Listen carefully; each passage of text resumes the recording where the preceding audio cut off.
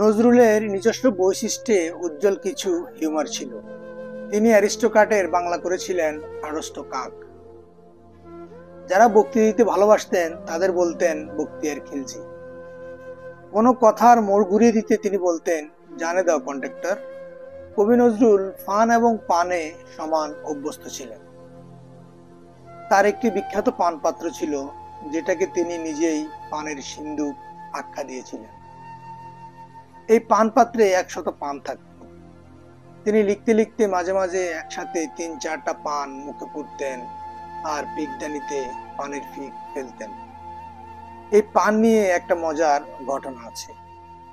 একবার এক ভদ্র মহিলা নজরুলের পান খাওয়া দেখে তাকে খুব স্মার্টলি জিজ্ঞেস করলেন, আচ্ছা, আপনি কি পানাসক্ত?